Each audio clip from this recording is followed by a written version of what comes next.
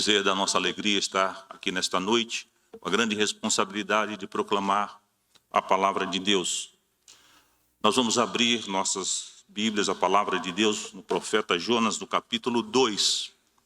Capítulo 2, dos versos 1 ao verso 10. Eu estou seguindo uma sequência pelo meu controle.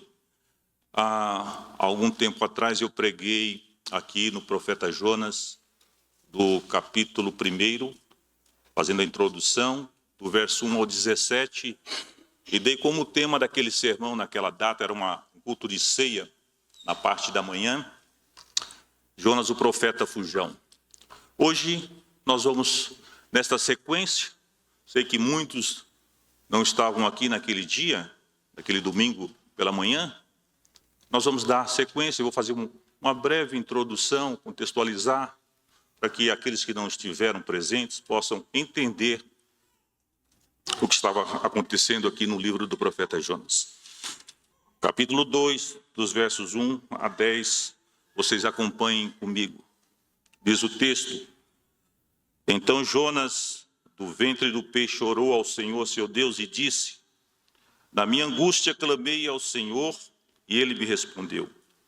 Do ventre do abismo gritei, e tu me ouviste a voz, pois me lançaste no fundo, no coração dos mares, e a corrente das águas me cercou. Todas as tuas ondas e as tuas vagas passaram por cima de mim. Então eu disse: Lançado estou de diante dos teus olhos. Tornarei porventura a ver o teu santo templo? As águas me cercaram até a alma. O abismo me rodeou. As algas se enrolaram na minha cabeça. Desci até os fundamentos dos montes, desci até a terra, cujos ferrolhos se correram sobre mim para sempre. Contudo, fizeste-me subir da sepultura a minha vida, ó Senhor meu Deus. Quando dentro de mim desfalecia a minha alma, eu me lembrei do Senhor, e subiu a ti a minha oração, o teu santo templo. Os que se entregam à idolatria vã abandonam aquele que lhes é misericordioso. Mas, com a voz de agradecimento, eu te oferecerei sacrifícios, e o que votei pagarei. Ao Senhor pertence a salvação. Falou, pois, o Senhor ao peixe, e este vomitou Jonas na terra. Vamos orar, curve a sua cabeça. Senhor, Deus Todo-Poderoso, Pai de nosso Senhor Jesus Cristo, nós estamos aqui diante de Ti. Queremos pedir que o Senhor nos ajude a entender a Tua palavra, aquilo que o Senhor quer falar aos nossos corações, que possamos entender, viver e praticar a Tua palavra. Ajuda-nos com o Teu Espírito Santo para a glória do Teu nome. Meus irmãos, eu gostaria de compartilhar com vocês uma breve história sobre um homem cuja vida ela foi transformada num momento de desespero e promessa. Martim Lutero, ele nasceu em Eisleben, na Alemanha, em 10 de novembro de 1483. Ele era filho de Hans Lutero e Margaret Lindemann. Ele estudou nas escolas de Mandelf, Mandeburgo, e a expectativa deste jovem era se tornar um funcionário público e poder ajudar os seus pais. Seu pai trabalhava nas minas, eram de uma família humilde. E em 1501, Lutero ele matriculou-se na universidade em Furt e graduou-se em filosofia. Posteriormente, ele matriculou-se no curso de Direito, atendendo aos anseios da sua mãe, onde ele se formou. Tudo mudou para Lutero em 1505, quando, durante o retorno para sua casa, estava ele caminhando e, de repente, forte temporal se formou com raios, tempestade muito forte, e ele viu que não conseguiria sobreviver. Ele caiu em solo e clamou a Santa Ana: Se poupares a minha vida, eu vou me dedicar, eu serei um monge. E Martim Lutero sobreviveu. Passou aquela tempestade e ele cumpriu a sua palavra. No dia 31 de outubro de 1517, depois de ter passado a sua dedicação como um monge dedicado à oração e autoflagelo, ele viu que os seus pecados estavam muito distantes e ele não iria conseguir, através daquela flagelação, alcançar o perdão dos seus pecados. E ele estudou muito. No dia 31 de outubro de 1517, Lutero ele pregou na porta da igreja de Wittenberg as suas 95 teses, sem intenção de provocar uma revolução, mas buscando apenas resolver os problemas internos da Igreja Católica. Lutero desencadeou a Reforma Protestante. A história mudou completamente no meio cristão a partir daquele dia.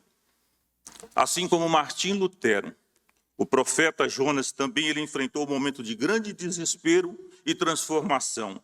Inicialmente, ambos lutaram para seguir um caminho predestinado que eles não queriam seguir, mas eles tiveram que enfrentar os destinos da vida. No entanto, através da experiência e das angústias e da sua renovação, eles encontraram um propósito nas suas vidas. Desta forma, nós podemos ver como que Deus trabalha através das circunstâncias inesperadas na vida do homem. Através de desafios pessoais, Deus trabalha em circunstâncias que o homem não espera para cumprir alguns propósitos. Tanto é, a vida de Martim Lutero como a vida de Jonas, elas foram transformadas. Pensando nisso, ou com isso em mente, eu quero trazer nesta noite, como tema do meu sermão, a oração e desespero e esperança de Jonas. Nós vamos explorar, na noite de hoje, como que a oração de Jonas ela pode nos ajudar ou nos ensinar através do momento em que ele passava no ventre do grande peixe. Esse foi um momento muito crucial e de grande significância e desespero na vida de Jonas. Mas também ali nós vamos ver que ele vai expressar uma esperança inabalável em Deus. Nós vamos descobrir como esta oração pode nos ensinar a confiar mais em Deus, mesmo em situações difíceis. Muitas controvérsias têm surgido e têm se levantado diante do significado do livro do profeta Jonas. E isto tem produzido uma série de pontos de vistas.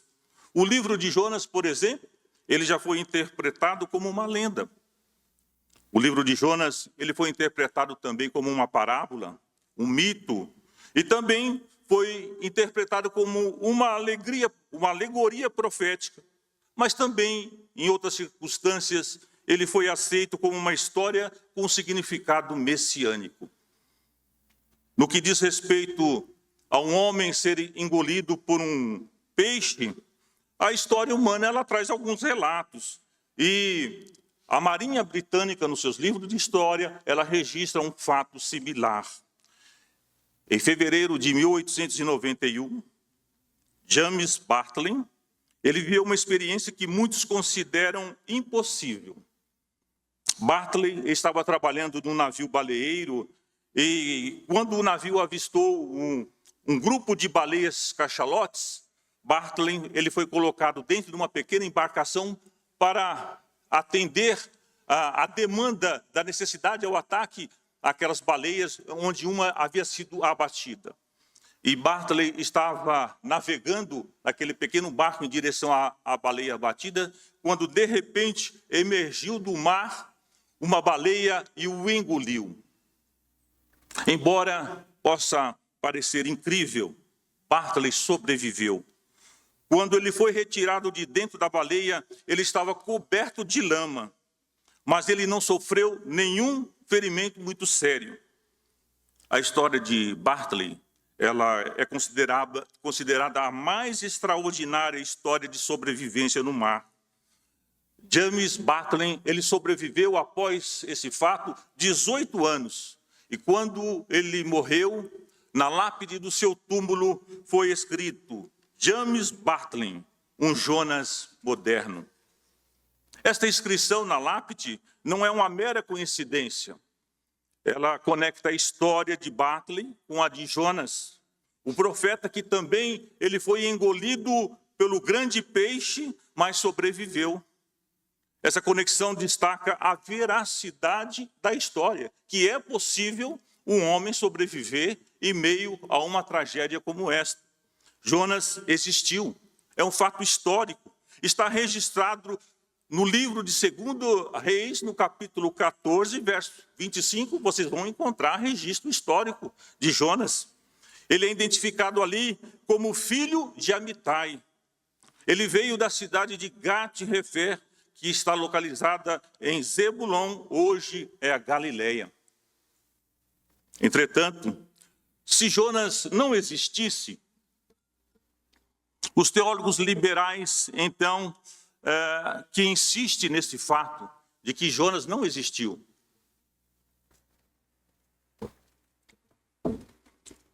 Jesus se enganou tremendamente. Jesus faltou com a verdade. É isso mesmo que eu estou falando para vocês. Os profetas, os teólogos liberais, eles insistem nesse ponto. Mas Jesus afirmou que Jonas, lá no capítulo de Mateus, capítulo 12, que Jonas passou 3 dias e 3 noites no ventre do grande peixe. Se Jesus disse aquele fato, Jesus ainda disse mais, que ele era maior do que Jonas. Se Jonas não existiu, não teria cabimento Jesus fazer uma comparação como essa. Ele se comparar a Jonas. Portanto, negar a veracidade de Jonas também seria necessário negar que Jesus é o Cristo, o Filho de Deus, o Salvador deste mundo. Esse é o objetivo maior dos teólogos liberais, é negar esta existência do Filho de Deus. Quando Deus chamou Jonas para esta missão, ir à cidade de Nínive, pregar contra ela, essa missão foi dada a ele e ele resistiu. Jonas, ele não orou para perguntar a Deus qual era o motivo daquela chamada de ir aos ninivitas, aos assírios, e pregar a sua palavra. Jonas também, nesse momento de se dirigir a Jope, onde ele compraria a passagem para Tarsis, Jonas não ora a Deus pedindo a direção, se era a vontade dele que ele comprasse aquela passagem. Quando Jonas comprou a passagem e foi com destino a Tarsis, também Jonas não orou ao Senhor. Jonas também não orou quando ele desceu até o mais profundo ali, estava na embarcação, enquanto o navio passava por grande tormenta. Deus havia mandado um vento forte, a tempestade levantou-se sobre o mar, e Jonas ali no porão dormia. A tripulação percebeu que eles iam naufragar devido à violência do mar, e Jonas estava dormindo. O comandante da embarcação o encontrou e disse: por que você está dormindo? Ore ao seu Deus. Nem assim Jonas orou ao Senhor. Jonas vai dizer que o motivo de todo aquele acontecimento era ele, porque estava fugindo da presença de Deus. E os marinheiros perguntam: como é que nós vamos resolver isso?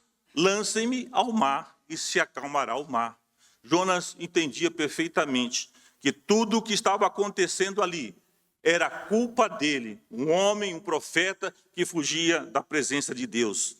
Isso não é coincidência, pois a falta de oração foi que preparou a descida de Jonas à mais profunda rebelião e à sua ruína. Deixou de orar a Deus. Jonas não orou porque ele não quis falar com Deus. Mesmo assim, ele não queria ouvir Deus falar ao seu coração e à sua vida.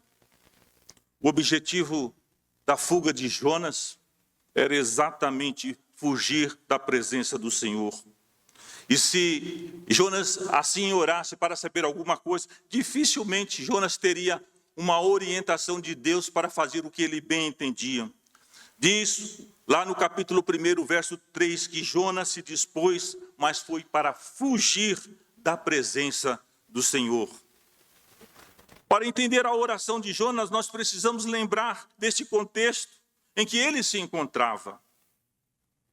Jonas, ele era um profeta de bastante credibilidade. Ele preveu vitórias do rei Jeroboão II, a expansão das fronteiras de Israel.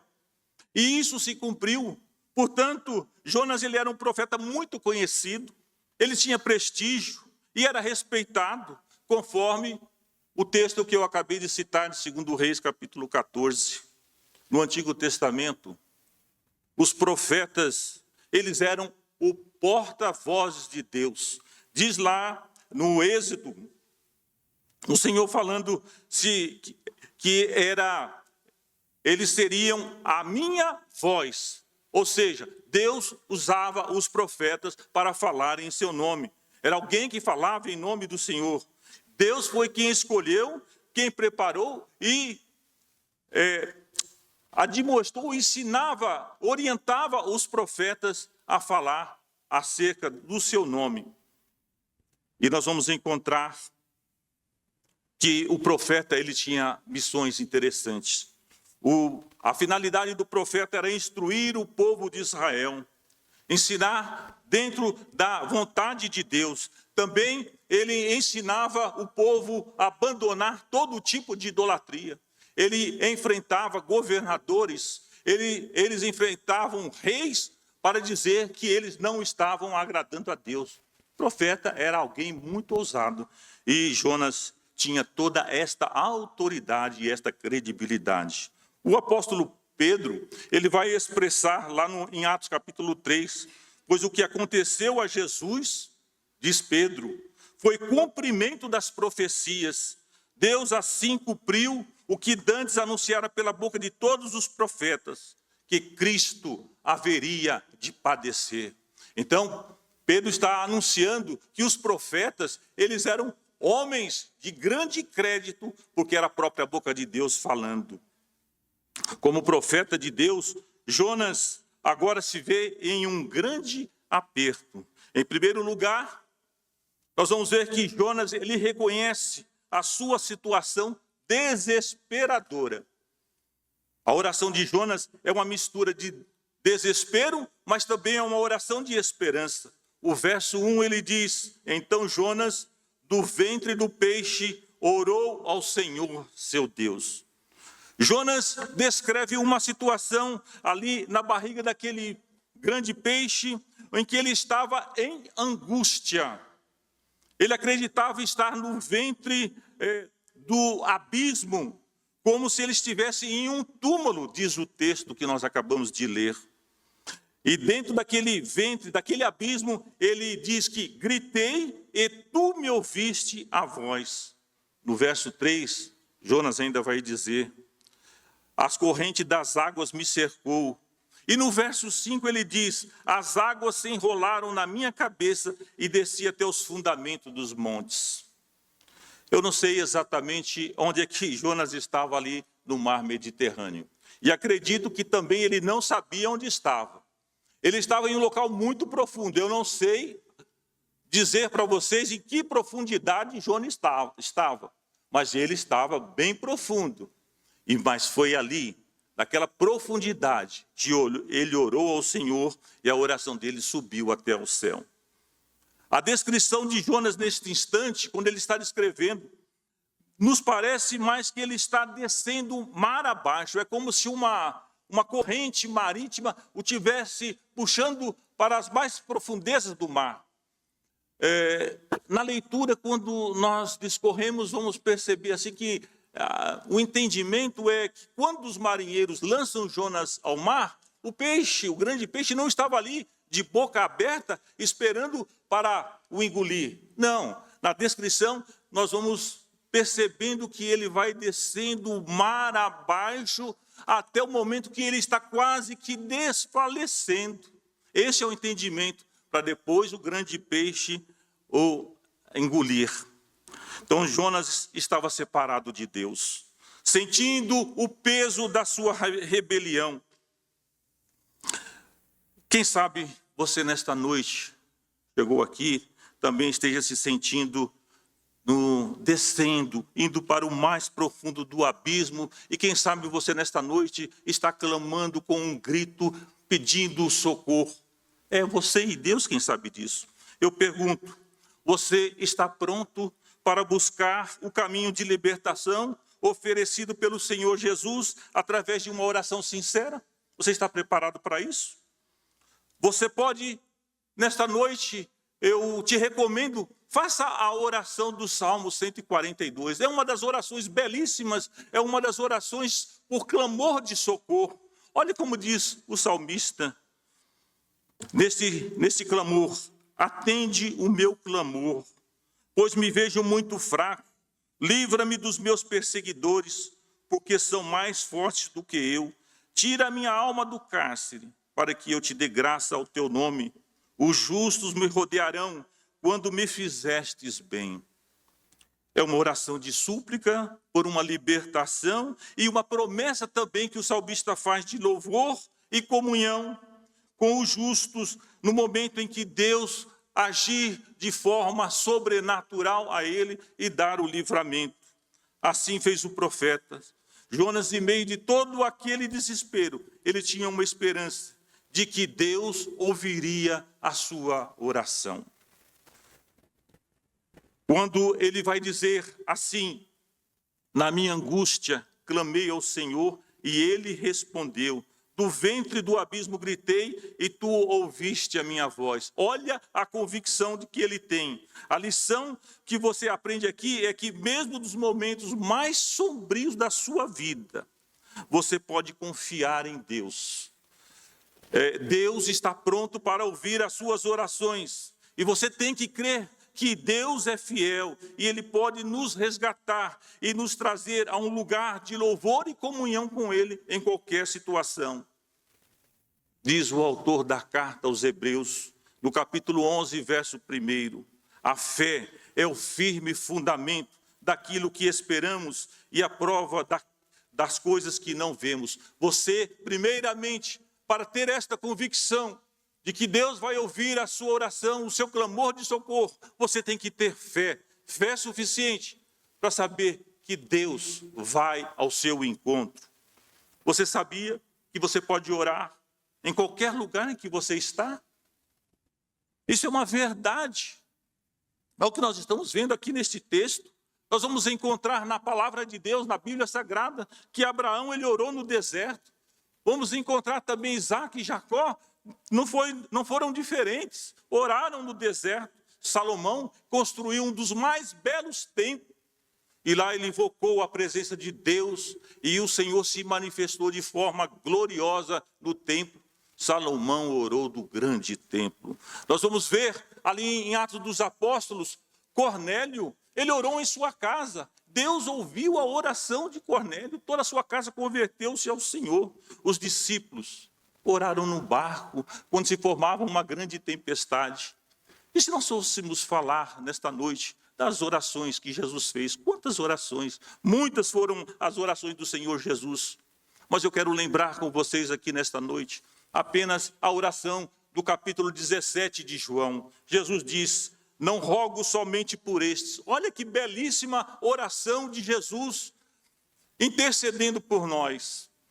Mas também, Jesus falando aqui na sua oração, mas também rogo por aqueles que vierem crer em mim por intermédio da tua palavra, a fim de que todos sejam um, e como és tu, ó Pai, em mim, e eu em ti, também eles sejam em nós, para que o mundo creia que tu me enviaste.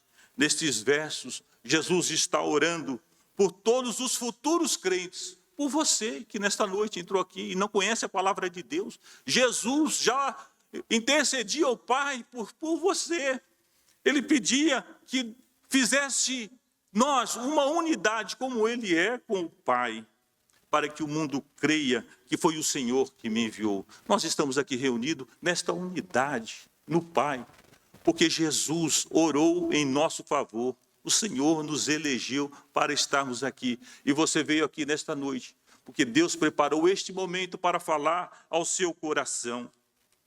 Ele também expressa aqui, Jesus, nesta oração, o desejo dos crentes de estarem em glória com Ele. Ele enfatiza, Jesus, nesta oração, o amor de Deus antes da criação do mundo. Esta oração, ela reflete a profundidade do amor de Jesus e a sua intenção, a intenção de que os seus seguidores vivam esta unidade e conheçam a plenitude do amor de Deus. Era a oração de Jesus. Você não é nenhum privilegiado, você não tem nenhum mérito de estar aqui e Deus te esclarecer todas estas coisas. Não. Mas foi a oração intercessória de Jesus que nos dá esse entendimento, esta clareza do seu grande e profundo amor. Se você está aqui nesta noite sentado e está sendo tocado pela palavra de Deus, você não deve sair daqui para poder se relacionar com Deus lá fora, mas você pode orar daí mesmo onde você está, no mais profundo do seu coração, e Deus vai te ouvir. Porque Deus ouve a oração daquele que clama a Ele com toda a sua sinceridade. Assim como Jonas, muitas vezes nós nos encontramos em situações de desespero. Muitas vezes nós entramos em sérios problemas e nem sabemos como que entramos naquela situação. Passamos por dificuldade no trabalho, nos desentendemos com os nossos chefes.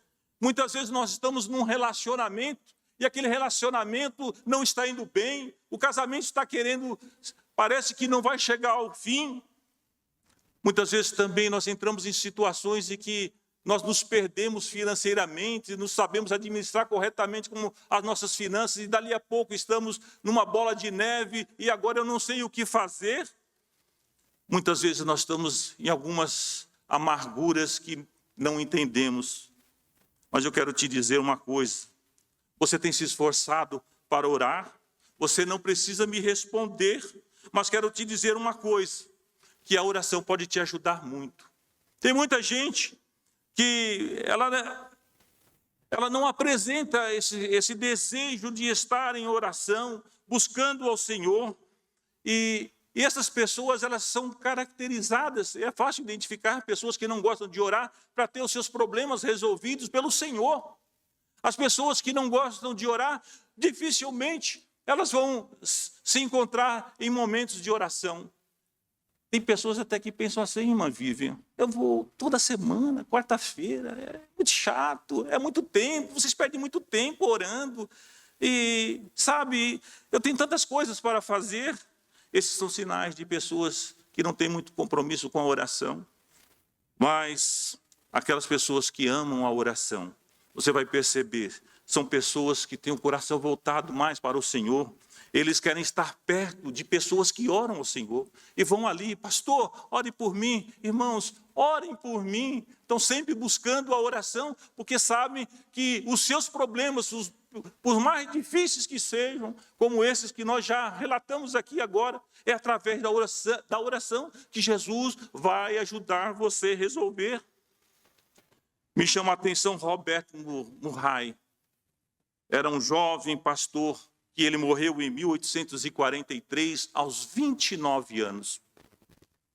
Era um dos homens mais santos e era dotado de muitos dons celestiais. Deus o havia capacitado de uma forma assim maravilhosa. Ele era um pastor escocês e tinha a sua vida pautada na oração. E ele expressava-se da seguinte forma: meu dever é passar as melhores horas em comunhão com Deus. Emprego as primeiras horas da manhã, das 6 às 8, a oração, porque durante este momento não há nenhuma interrupção. Não descuido do bom hábito de orar antes de deitar. Porém, eu devo me prevenir que durante o sono, se eu me despertar, eu devo estar pronto a me levantar e orar ao Senhor. Paulo orava de manhã, à noite. Daniel, ele era um homem muito ocupado e importante na corte, mas ele orava 3 vezes ao dia. E muitos outros homens da palavra de Deus, nós vamos ver que eram dedicados à oração. Talvez você reconheça que você está em falta, que você tem sido negligente realmente nesta parte, mas você já pediu perdão. E hoje, nesta noite, é o momento oportuno de você dizer: Senhor, realmente eu tenho esta lacuna, esta falta no meu coração, eu vou me acertar. Então, você tem o perdão do Senhor para a sua vida. E eu tenho certeza que a igreja irá saber reconhecer no próximo culto de oração, nós vamos ver você ali presente, participando conosco, dizendo: Vivian, coloca o meu nome neste grupo de oração. Quarta-feira você vai aparecer ali na janelinha, ou mesmo na primeira quarta-feira do mês. Conte comigo, eu estarei aí orando com vocês. Isso é maravilhoso. A oração, ela resolve problemas, porque Deus é aquele que nos orienta e ajuda. Em segundo lugar, Jonas lembra-se da soberania de Deus. O verso 3, ele vai dizer: pois me lançaste no profundo, no coração dos mares. Jonas reconhece a soberania de Deus na situação em que ele está passando. Deixe-me esclarecer esse termo, soberania. A gente fala tanto, né? Mas você não é do nosso meio e você pode ter essa... Mas o que é isso? Soberania de Deus é o domínio do governo absoluto de Deus sobre todas as coisas, todas as realidades. Isso é soberania de Deus.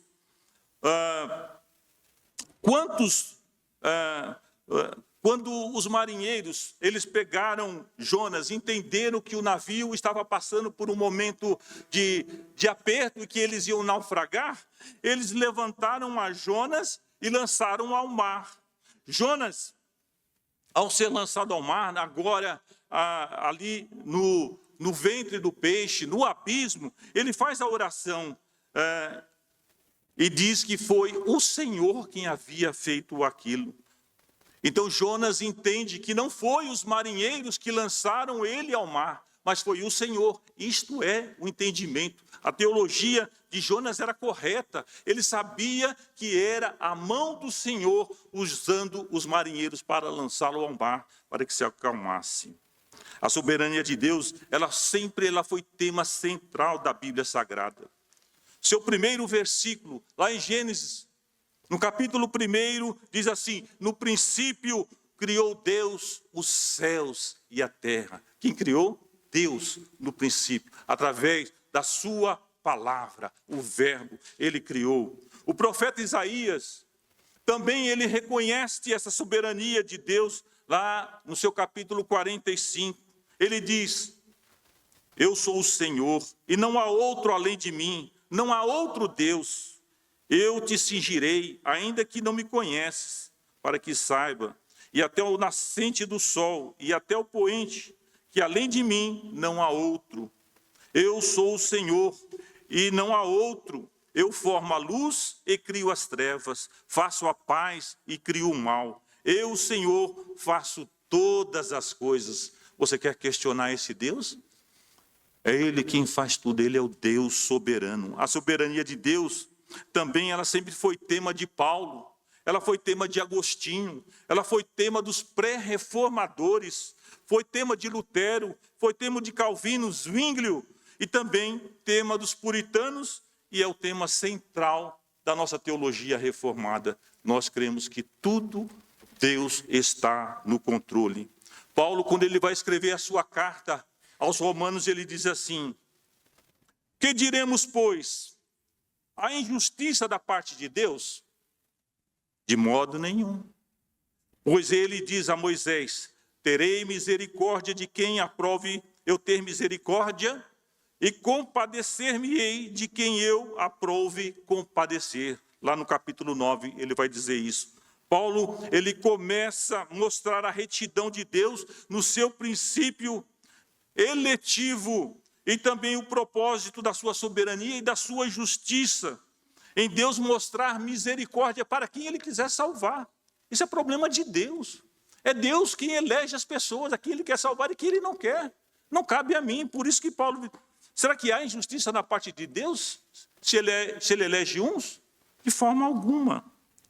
Então Paulo, ele deixa isto nitidamente. Então esse princípio de eleição divina nos leva a entender que a eficácia das nossas orações, ela não está na quantidade de orações que nós fazemos, mas que as nossas orações, elas devem estar alinhadas de acordo com a soberana vontade de Deus.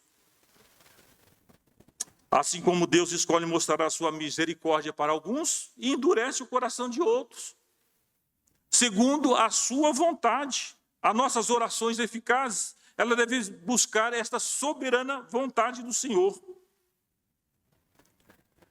Deus, ele é soberano e a sua vontade sempre será feita. Essa será a oração. Será que esta oração, quando nós fazemos, ela tem algum valor? Sabe, essa questão dos iniciantes na fé reformada, ela é muito recorrente. Bom, se Deus é soberano, por que eu devo orar? Eu não preciso orar, Deus vai fazer conforme a sua vontade. Você poderia me perguntar, se a vontade de Deus é realizar algo, então não necessito eu orar. A Bíblia, ela nos ajuda a compreender o mistério da oração, pois ela deixa bem claro que o Deus que determina os fins, ele também determina os meios pelos quais a sua soberana vontade será realizada. Portanto, a verdadeira oração, ela não é um meio para fazer Deus concordar conosco. Não é que você vai orar, aqui você vai impor. Por aí afora uma teologia errada. Você não aceite isso ou aquilo. Você determine que Deus faça isso ou aquilo. Completamente errado. Não. Mas o nosso meio, nós devemos desejar orar que a vontade de Deus seja feita em nós. Deus poderia cumprir sozinho a sua vontade, mas ele preferiu nos incluir no seu plano. Assim como a pregação da palavra de Deus é um meio para que os eleitos eles sejam salvos, nós anunciamos a palavra bate ao coração do homem e da mulher e é transformada. Da mesma forma, a oração é um meio pelo qual Deus irá fazer a sua vontade e ela será feita de acordo com os seus propósitos. O propósito de Jesus é nos ensinar a orar. Esse é o propósito de Jesus. E ele diz assim em Mateus capítulo 6, seja feita a tua vontade, assim na terra como no céu. A verdadeira oração aqui na terra nada mais é do que expressar a vontade de Deus nos céus. A oração ela não altera o que Deus determinou, mas o meio de realizar o que já foi preparado. É isso mesmo. Não é a terra que comanda os céus, como muitos pensam que a sua oração vai comandar Deus. Quando nossas orações são determinadas pela palavra de Deus, ele nos ouve. João, no capítulo 15, ele vai dizer, se permanecerdes em mim e as minhas palavras permanecerem em vós, pedireis o que quiserdes e vos será feito. O Espírito de Deus, ele nos ajuda, ele esclarece a nossa mente, ele nos dá o conceito perfeito daquilo que Deus tem para nós. Meus irmãos, isso nos mostra que nas nossas orações nós podemos confiar plenamente em Deus.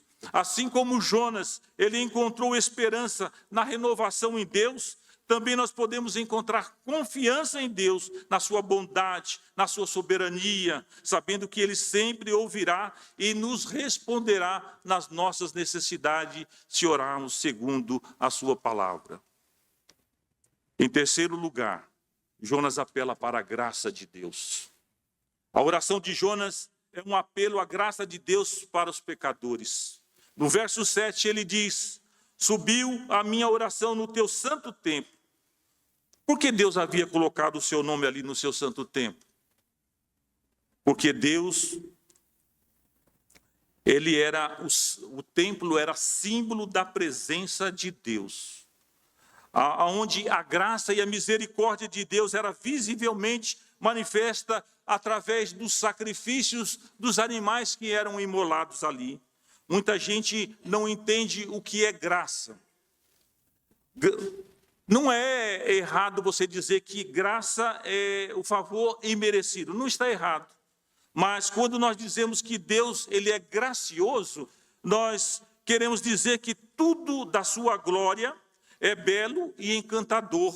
E acima de tudo, e que a beleza e a sua pureza da glória interior, ela brilha em todas as direções e na sua palavra. Isso é graciosidade de Deus. Assim, ele encontra favor aos seus próprios olhos. O próprio Deus encontra favor aos seus próprios olhos, como sendo ele as três pessoas da Trindade. Ele ama a si mesmo, as suas obras acima de tudo, ele ama as suas obras que ele fez. Ele considera a sua obra incomparavelmente encantadora. Isto é, graça de Deus, um atributo do nosso Deus Todo-Poderoso. Portanto, Jonas se lembrou de que Deus havia ordenado sacrifícios como forma de restaurar os pecadores. Era em virtude desses sacrifícios que o templo ele tinha sido estabelecido. Ali o sangue dos animais, dos carneiros derramado, trazia perdão. Era pura graça de Deus. Foi pela graça e misericórdia de Deus, por meio do sangue do sacrifício, que Jonas tinha esperança da sua salvação. Por isso que ele olha para o templo. Ele lembrou-se do templo, porque esse templo era símbolo não só da presença, mas da provisão e da salvação de Deus. A oração de Jonas, ela serve-nos como modelo para a nossa própria oração por salvação.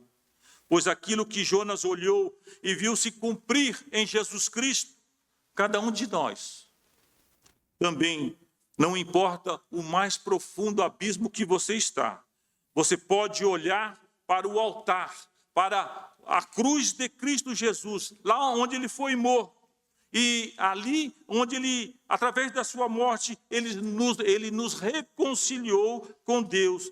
Foi dali, da cruz do Calvário, que jorrou a sua graça maravilhosa.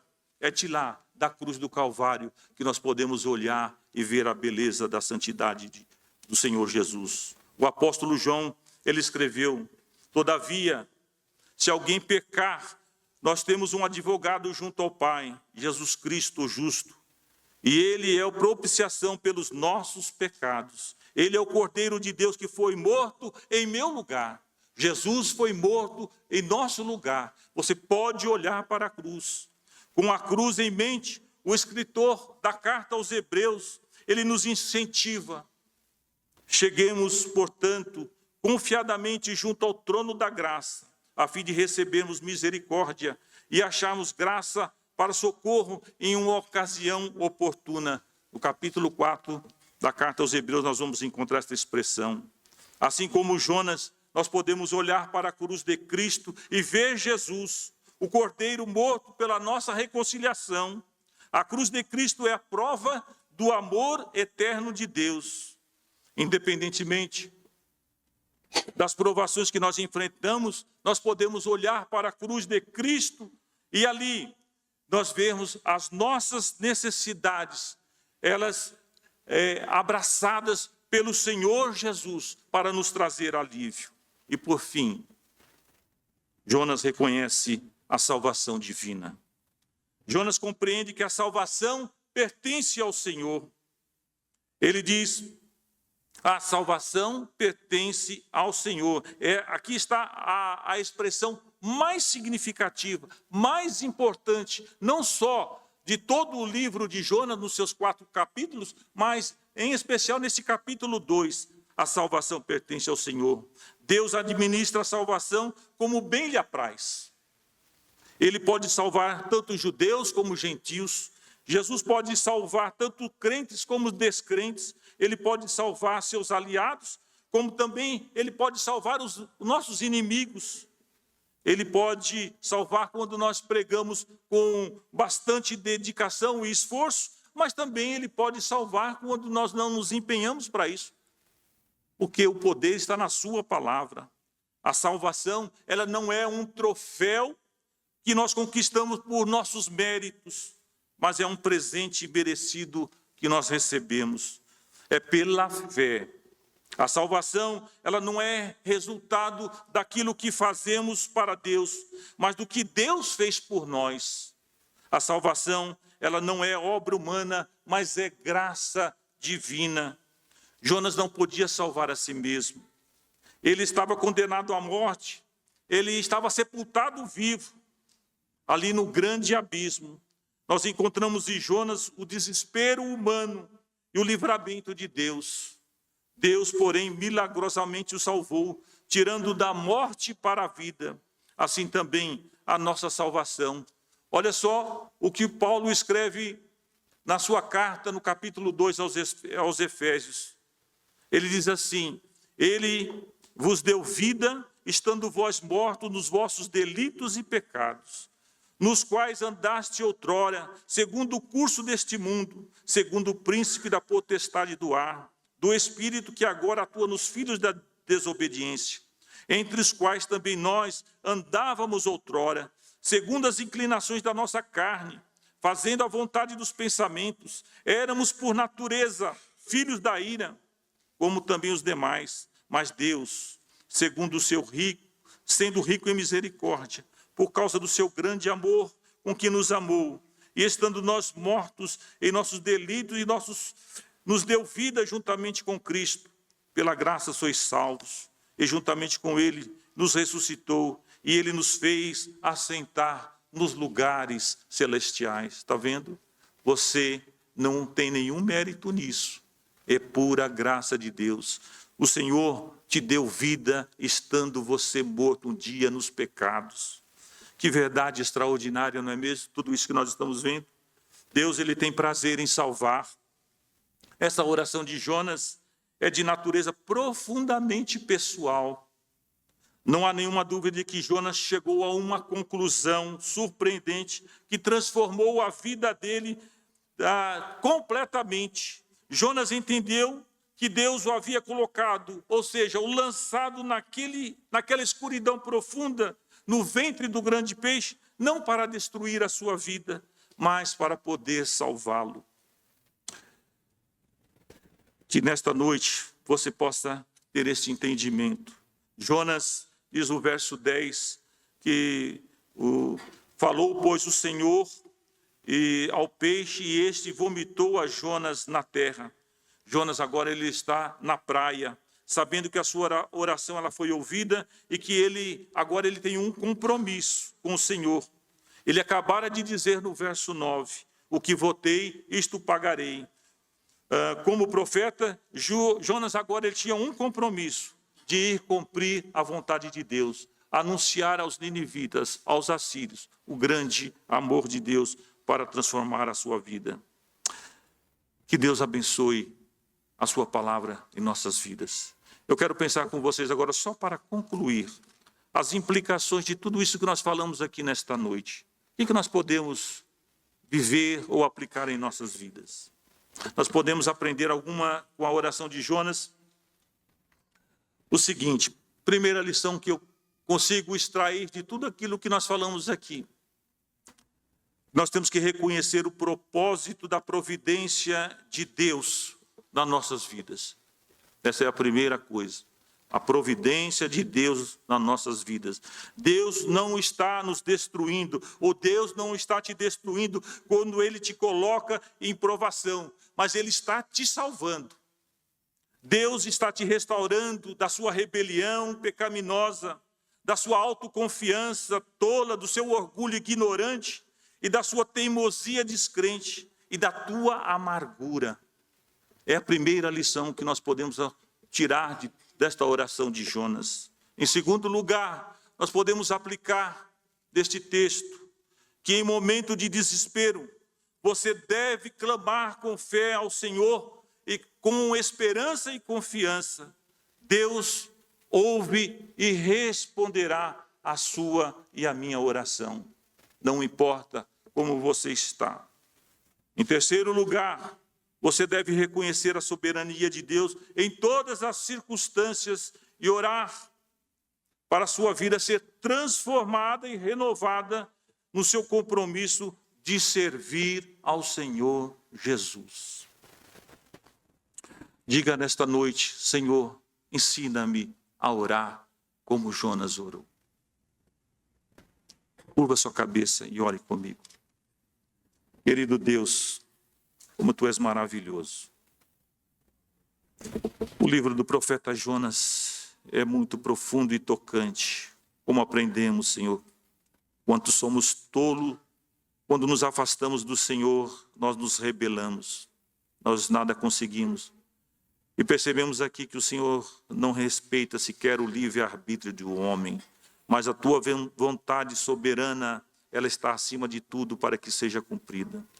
Obrigado, Deus, por poder falar aos nossos corações.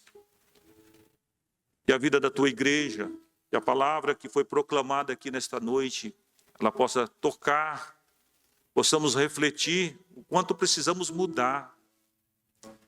Eu preciso ser uma nova criatura. Eu preciso entender do teu grande amor. Se passo por lutas ou por sofrimento, é da tua vontade. O Senhor está conosco no mais profundo do abismo.